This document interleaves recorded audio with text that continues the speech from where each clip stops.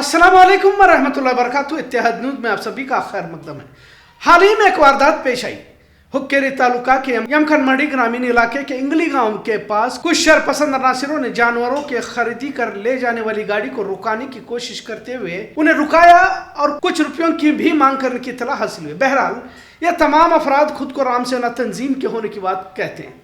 जानवरों को बूचड़खाने ले जाने का उन्हें शक हुआ, ऐसा भी कयास उन्होंने लगाया। इस तरह की बात कही जा रही। लिहाजा किसान बाबू साहब मुल्तानी ने तमाम दस्तावेज पेश किए। बात यही खत्म नहीं बल्कि अपने आप को राम सेना के कहने वाले 5 अफराद इंगली गांव जाकर बाबू साहब मुल्तानी के घर में घुस जाते हैं, जबकि घर में सिर्फ खवातीन मौजूद थी। 5 अफराद घर में दाखिल होने के बाद डर के मारे खवातीनों ने शोर मचाया। अतराफ के लोग भी जमा हुए और इन्होंने इन 5 अफरादों को दरख्त को बांधकर इन्हें पीटा। वीडियो वायरल हुई, आपने भी देखा होगा कि कई सारे अखबारों में भी ये तस्वीर आई। आज की खबर को तमाम शहरी संजीदगी से सोचकर अपने अतराफ में इस तरह की वारदात कहीं पेश आ रही है क्या, इस पर भी गौर फरमाएं, क्योंकि इस वारदात के बाद कुछ फिरका परस्त हिंदू मुस्लिम तनाजा ना सिर्फ हुक्केरी बल्कि पूरे जिला में फैलाने की फिराक में थे। आज एसपी भीमाशंकर गुलेर ने इसकी वजाहत की और मामले की हकीकत को मंजर आम पर लाया।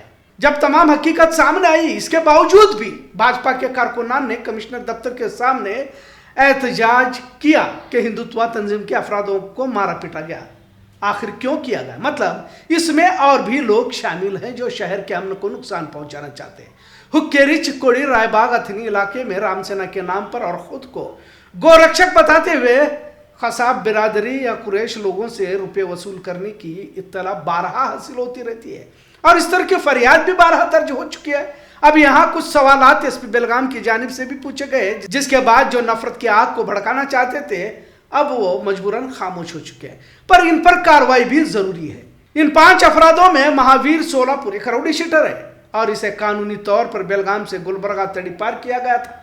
जब बेलगाम दायरे से ही इसे तड़ीपार किया गया था तो बेलगाम हुक्केरी हत्या में ये क्या कर रहा था और यहाँ क्यों पहुंचा हुआ था? मतलब सीधा है कि यह शरपसंद कुछ करने की फिराक में था और अपने आप को राम सेना का साबित कर तमाम लोगों की हिमायत हासिल करना चाहता था। लेकिन फर्जी गोरक्षकों से अवाम परेशान है। बेवजह कुरैश बिरादरी के लोगों को धमका कर रुपया वसूल करना अब आसान धंधा बनता जा रहा है। कोई भी शख्स गले में भगवा गमछा डालकर एक सरकारी अख्तियार अपने आप को मिलने के रुबाब में घूमने वालों की तादाद बढ़ती जा रही है। यकीनन दरख्त को बांधकर पीटना गलत है, क्योंकि कानून को हाथ में लेना गलत ही है, लेकिन ये कौन सी अखलाकियात है कि घर में घुसकर खवातीनों को डरा धमकाना या इन्हें छेड़ने की कोशिश करना वगैरह। और पुलिस ने इन पर कार्रवाई करते हुए मुकदमा भी दर्ज किया हुआ है, जिसमें घर में दाखिल होना और दरख्त से बांधकर पिटाई दोनों मामले शामिल है। इसमें एक और किरदार सोशल मीडिया वालों का है, जिन्होंने राम सेना के लोगों की पिटाई मुस्लिम समाज ने की खबर को इस तरह फैलाया कि शहर में तशद्दुद कायम हो सके। जिन्होंने भी गलत खबर को फैलाया उन पर भी कार्रवाई होनी चाहिए और कार्रवाई की मांग की जा रही, क्योंकि नफरत का बढ़ता दायरा इन्हीं गलत खबरों को फैलाने वालों से बढ़ रहा है। खैर, हाल ही में कश्मीर में एक अरबी स्कूल उस्ताद को दहशतगर्द कहने वाले जी न्यूज और न्यूज 18 पर सुप्रीम कोर्ट ने मुकदमा दायर किया हुआ है। उसी तरह जो भी गलत खबर को बिना तहकीक फैलाकर नफरत को बढ़ावा देते हैं, इन पर भी कार्रवाई जरूरी है। अब इसी खबर की बुनियाद पर न सिर्फ हुक्केरी बल्कि बेलगाम जिला यहां तक के रियासत में तशद्दुद बर्पा करने की या मोर्चे आंदोलन की तैयारी में ये तमाम फिरका परस्त लगे हुए थे। लिहाजा हकीकत वक्त पर ही वाज़ह हुई। फर्जी और नकली गोरक्षकों की नकील वक्त से पहले कसनी जरूरी है, क्योंकि कर्नाटक में कांग्रेस हुकूमत में है और कांग्रेस अपने आप को सेक्युलर होने का दावा भी करती है। लिहाजा कोई भी किसी भी धर्म मजहब का हो, अगर नफरत को जो भी बढ़ावा देता है, कार्रवाई होनी चाहिए की मांग अवाम की जानिब से की जा रही है।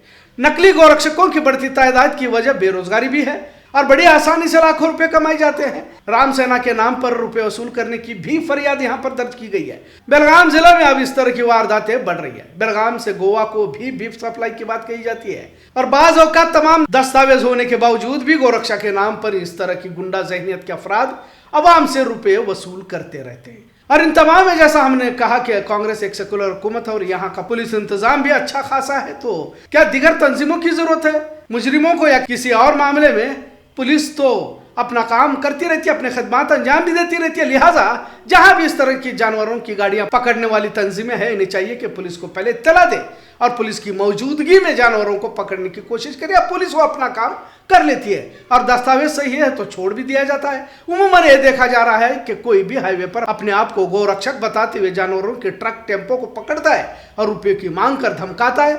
रुपया ना मिलने पर इन्हें मारा पीटा जाता है। 12 तो गाड़ियों को जलाया भी जाता है। हाँ, अगर पैसे दिए जाते हैं तो गाड़ियां छोड़ दी जाती है। मतलब कुछ न्याय व्यवस्था नाम की चीज है भी या नहीं? ये क्या फैसले सड़कों पर ही किए जाएंगे? पुलिस, थाना, अदालतों की जरूरत क्या है? फिर जो भी कानून को हाथ में लेने की कोशिश करेगा, कार्रवाई सख्त होनी जरूरी है, वरना तो जमानत पर फौरन छूट कराने का रिवाज उमूमन देखने को मिलता है। सोशल मीडिया पर मुसलमानों को जिहादी और तौहीन आमोज अल्फाज इस्तेमाल करने वाला ये शख्स, इस पर भी कार्रवाई जरूरी है। आप तस्वीर को देख सकते हैं। जब वारदात की हकीकत ही मालूम ना हो तो किस बुनियाद पर एक समाज के खिलाफ सोशल मीडिया के जरिए जहर उगला जा रहा था? इसके पीछे बड़ी साजिश थी और इसे जल्द बेनकाब करना जरूरी है। इस वारदात से इतना जरूर मालूम हुआ कि किसी भी समाज का इसमें कोई दखल नहीं है, बल्कि गांव वालों ने मिलकर ही तो पीटा था। पर घर में दाखिल होने वाले अफराद किसी गलत नीयत से ही गए थे, जिन पर और भी सख्त कार्रवाई करना जरूरी है। और जिन्होंने भी इसे हिंदू मुस्लिम का रंग देने की साजिश रची थी, इन पर भी कार्रवाई जरूरी है। साथ में बिला वजह हिंदुत्व तंजीमों के अफरादों पर हमले का बहाना बनाकर कमिश्नर दफ्तर के सामने एहतजाज जो किया जा रहा था, इन पर भी कार्रवाई की मांग आज शहर में कुछ लोगों को करते हुए देखने को मिला। आज का मौजू कैसा लगा इस पर जरूर कमेंट करें। इत्तेहाद न्यूज़ देखने के लिए शुक्रिया। अल्लाह हाफिज। ಇಲ್ಲಿ ಇವರು ಗೋರಕ್ಷಕರಾಗಿದ್ದರೆ ಈ ವಿಚಾರವಾಗಿ ಇಲ್ಲಿವರೆಗೂ ಪೊಲೀಸ್ಗೆ ಯಾವುದೇ ಒಂದು ಕಂಪ್ಲೇಂಟ್ ಅನ್ನ ಕೊಟ್ಟಿರೋದಿಲ್ಲ. ಬದಲಾಗಿ ಇವ್ರನ್ನ ನಾವು ಇಂಟರ್ಸೆಪ್ಟ್ ಮಾಡಿದ್ದೀವಿ, ಮೇಲ್ನೋಟಕ್ಕೆ ಇದು ಕಸಾಯಿಖಾನೆಗೆ ಕಳಿಸುವಂಥದ್ದಲ್ಲ ಅಂತ ಹೇಳಿ ಅವರು ಬರೆದು ಕೊಟ್ಟಿರೋದ್ರಿಂದ ಆ ವಿಚಾರವಾಗಿ ಯಾವುದೂ ಕಂಪ್ಲೇಂಟ್ ಕೂಡ ದಾಖಲಾಗಿರಲಿಲ್ಲ. ಮತ್ತೊಂದು ಅಲಿಗೇಷನ್ ಇದೆ, ಇವರು ಈ ರೀತಿ ಗೋ ಸಾಗಣೆ ಮಾಡೋರ ಹತ್ರ ದುಡ್ಡು ವಸೂಲಿ ಮಾಡ್ತಾ ಇದ್ರು, ಆ ಬಗ್ಗೆ ಕ್ರಮ ತಗೊಳ್ಬೇಕು ಅನ್ನೋಂಥದ್ದು. ಆದರೆ ಆ ಬಗ್ಗೆ ಕೂಡ ನಮಗೆ ಯಾವುದೇ ಕಂಪ್ಲೇಂಟ್ ಇರದೇ ಇರೋದ್ರಿಂದ ನಾವು ಸದ್ಯಕ್ಕೆ ಅವ್ರ ಮೇಲೆ FIR ಅನ್ನು ಮಾಡಿರೋದಿಲ್ಲ. ಮೂರನೇ ವಿಚಾರ, ಇವರು ಅಕ್ರಮ ಗೋ ಸಾಗಣೆ ಇತ್ತು ಅಂತಲೇ ನಾವು ಭಾವಿಸೋಣ ಮೇಲ್ನೋಟಕ್ಕೆ. ಆ ಸಂದರ್ಭದಲ್ಲಿ ಇವರು ಪೊಲೀಸರಿಗೆ ಮಾಹಿತಿಯನ್ನು ಕೊಡೋದ್ರ ಬದಲಾಗಿ ತಾವೇ ಒಬ್ಬರ ಮನೆಗೆ ನುಗ್ಗೋದು ಅಕ್ಷರಶಃ ಕಾನೂನು ಪ್ರಕಾರ ಅಪರಾಧ. ಹಾಗಾಗಿ ಯಾರೂ ಕೂಡ ಕಾನೂನನ್ನು ತಮ್ಮ ಕೈಗೆ ತೆಗೆದುಕೊಂಡು, ಯಾಕಂದರೆ ಯಾವುದೇ ಕಾನೂನಲ್ಲಿ ಯಾರಿಗೂ ಕೂಡ ಅವಕಾಶ ಇಲ್ಲ ಬೇರೆಯವರ ಮನೆ ಒಳಗಡೆ ನುಗ್ಗಲಿಕ್ಕೆ. ಅದರಲ್ಲೂ ವಿಶೇಷವಾಗಿ ಮಹಿಳೆಯರಿರ್ತಕ್ಕಂಥ ಮನೆಗೆ ನುಗ್ಗಿರೋದು ಅಕ್ಷರಶಃ ಅಪರಾಧ. ಅದಕ್ಕಿಂತ ದೊಡ್ಡ ಅಪರಾಧ, ಈ ರೀತಿ ಒಬ್ಬರು ಮನೆಗೆ ನುಗ್ಗಿದ್ದಾರೆ ಅಂತಂದರೆ ಗ್ರಾಮಸ್ಥರು ಕೂಡ ಪೊಲೀಸರಿಗೆ ಹೇಳಬೇಕಾಗಿತ್ತು. ಅದನ್ನು ಹೇಳದೆ ತಾವೇ ಕಾನೂನಿಗೆ ಕೈ ತೆಗೆದುಕೊಂಡು ಅವ್ರನ್ನ ಮರಕ್ಕೆ ಕಟ್ಟಿ ಹಾಕಿ ಅವರಿಗೆ ಹಲ್ಲೆ ಮಾಡಿರೋದು ಅದಕ್ಕಿಂತ ದುರದೃಷ್ಟಕರ ಘಟನೆ ಮತ್ತು ಅಕ್ಷಮ್ಯ ಅಪರಾಧ. ಹಾಗಾಗಿ ಇವರು ನೊಂದವರು ನಮಗೆ ಕಂಪ್ಲೇಂಟ್ ಕೊಡದೇ ಇದ್ದರೂ ಕೂಡ ನಾವೇ ಸ್ವಯಂ ಪ್ರೇರಿತ ದೂರನ್ನು ದಾಖಲು ಮಾಡಿಕೊಂಡು ಅವ್ರ ಮೇಲೆ ಕಾನೂನು ಪ್ರಕಾರ ಕ್ರಮವನ್ನು ತೆಗೆದುಕೊಂಡಿದ್ದೀವಿ. ಈ ಒಂದು ಘಟನೆಯಲ್ಲಿ ಕೆಲವೊಂದು ಏನು ಕಪೋಲಕಲ್ಪಿತ ವರದಿಗಳು ಸಾಮಾಜಿಕ ಮಾಧ್ಯಮಗಳಲ್ಲಿ ಬಿತ್ತರವಾಗ್ತಾ ಇದ್ದಾರೆ, ಅದು ಸಂಪೂರ್ಣ ತಪ್ಪು. ಪೊಲೀಸರು ಕಂಪ್ಲೇಂಟ್ ತಗೊಂಡಿಲ್ಲ ಅನ್ನೋಂಥದ್ದೇ ತಪ್ಪು. ಯಾಕಂದರೆ ಕಂಪ್ಲೇಂಟ್ ಕೊಡಲ್ಲ ಅಂತ ಹೇಳಿ ಬರೆದಿರೋದನ್ನ ತಾವೆಲ್ಲರೂ ಕೂಡ ಈಗಾಗಲೇ ನೋಡಿದಿರಿ. ಇದ್ರ ಬಗ್ಗೆ ತಾವು ಸಮಾಜದಲ್ಲಿ ನಿಜವಾದ ಸುದ್ದಿ ಏನಿದೆ ಅದನ್ನು ಬಿತ್ತರಿಸಬೇಕು ಅಂತ ತಮ್ಮ ಮೂಲಕ ನಾವು ಕೇಳ್ತೀವಿ. ಒಬ್ಬ ಗಡೀಪಾರ ಆದಂಥ ರೌಡಿ ಶೀಟರ್ಗೆ ಇಲ್ಲಿ ಏನು ಕೆಲಸ? ಗಡೀಪಾರ ಆದೇಶವನ್ನು, ಕಾನೂನನ್ನು ಧಿಕ್ಕರಿಸಿ ಅವನು ಇಲ್ಲಿ ಬರಬೇಕಾದಂಥ ಅವಶ್ಯಕತೆ ಏನಿತ್ತು? ಈಗ ಕೆಲವೊಂದು ಈ ರೀತಿ ರೌಡಿ ಶೀಟರ್ ಜನ ಮತ್ತು ಸಮಾಜಕ್ಕೆ ಕಂಠವಾಗಿರ್ತಕ್ಕಂಥ ಜನರು ಇಲ್ಲಿ ಯಾವುದೋ ಒಂದು ಸಂಘಟನೆ ಹೆಸರನ್ನು ಹೇಳ್ಕೊಂಡು ಅವರು ತಮ್ಮ ಸಪೋರ್ಟಿಗೆ ಬರಲಿ ಅಂತ ಹೇಳ್ಬಿಟ್ಟು ಏನು ಬೇಕಾದರೂ ಕತೆ ಕಟ್ಟಬಹುದು. ನಾನು ಅದಕ್ಕೆ ಇಲ್ಲಿ ಕೇಳೋದು, ಯಾರಾದರೂ ಒಬ್ಬರು ಕಂಪ್ಲೇಂಟ್ ಕೊಟ್ಟಿಲ್ಲ ಅಂತ, ಕಂಪ್ಲೇಂಟನ್ನು ಪೊಲೀಸರು ರಿಜಿಸ್ಟರ್ ಮಾಡಿಲ್ಲ ಅಂತ ಹೇಳ್ತಾರಲ್ಲ, ನಮ್ಮ ಹತ್ರ ರಿಟರ್ನ್ ಕಾಪಿಯನ್ನು ನಿಮಗೆ ಅದಕ್ಕೆ ಶೇರ್ ಮಾಡಿರೋದು.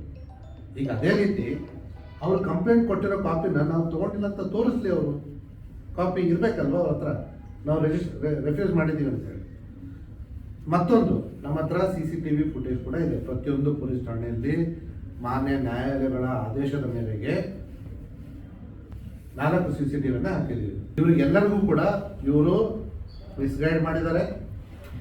ಒಬ್ಬ ಗಡಿಪಾರಾದ ವ್ಯಕ್ತಿ ಯಾಕೆ ಬಂದ ಅಂತ ಅನ್ನೋದು ಫಸ್ಟ್ ನಾವು ಕೇಳಬೇಕಾದಂಥ ಪ್ರಶ್ನೆ.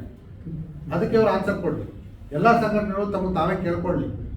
ಒಬ್ಬ ರೌಡಿ ಶೀಟರ್ ಯಾಕೆ ಅವ್ರ ಸಂಘಟನೆ ಹೆಸರನ್ನು ದುರ್ಬಳಕೆ ಮಾಡ್ಕೊತಾ ಇದ್ದಾನೆ, ಒಬ್ಬ ರೌಡಿ ಶೀಟರ್ ಗಡಿಪಾರಾದಂಥ ವ್ಯಕ್ತಿ ಅಲ್ಲಿ ಯಾಕೆ ಬಂದ ಅನ್ನೋಂಥದ್ದನ್ನು ಫಸ್ಟ್ ಅವರು ಅವಲೋಕನ ಮಾಡಿಕೊಳ್ಳಿ. ಯಾಕೆ ಈ ರೀತಿ ರೌಡಿಗಳಿಗೆ ಮತ್ತು ಗಡಿಪಾರಾದಂಥ ವ್ಯಕ್ತಿಗಳಿಗೆ ತಮ್ಮ ಸಂಘಟನೆಯನ್ನ ಹೆಸರನ್ನು ಬಳಸ್ಕೊಳ್ಳಿಕ್ಕೆ ಅವರು ಅವಕಾಶ ಕೊಡ್ತಾ ಇದ್ದಾರೆ, ಅವಲೋಕನ ಮಾಡಿಕೊಳ್ಳಿ. ಅವನು ನಮ್ಮ ಸಂಘಟನೆ ಕಾರ್ಯಕರ್ತ ಅಲ್ಲ ಅಂತ ಅವ್ರು ಹೇಳಿದ್ರೆ ಅವ್ರದ್ದು ಸಂಘಟನೆ ಹೆಸರನ್ನ ದುರುಪಯೋಗ ಮಾಡ್ಕೊಳ್ಳೋದಕ್ಕೆ ಅವ್ರ ಮೇಲೆ ಕಂಪ್ಲೇಂಟ್ ಕೊಡ್ರಿ.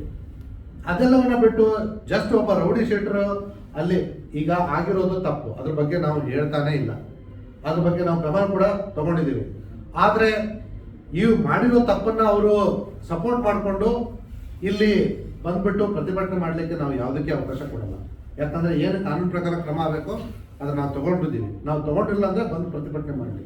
ಯಾವಾಗ ಕಾನೂನು ಪ್ರಕಾರ ತಪ್ಪು ಮಾಡಿದ್ರ ಮೇಲೆ ನಾವು ಕ್ರಮ ತಗೊಂಡಿದ್ದೇವೆ ಅದ್ರ ಮೇಲೆ ಪ್ರತಿಭಟನೆ ಮಾಡಲಿಕ್ಕೆ ಏನು ಅವಕಾಶ ಇದೆ? ಫಸ್ಟ್ ಆಫ್ ಆಲ್ ಇವರಿಗೆ ಅಧಿಕಾರ ಯಾರು ಕೊಟ್ಟರು? ಯಾರಾದ್ರೂ ಮನೆಗೆ ನುಗ್ಗಲಿಕ್ಕೆ? ಆ ಪ್ರಶ್ನೆಗಳನ್ನ ಕೇಳಿ ಅವರು. ಅದಕ್ಕೆ ಸರಿಯಾದ ಕಾನೂನು ಪ್ರಕಾರ ಆನ್ಸರ್ ಕೊಡಲಿ, ಆಮೇಲೆ ಪ್ರತಿಭಟನೆಗೆ ಅವಕಾಶ ಕೊಡೋದು.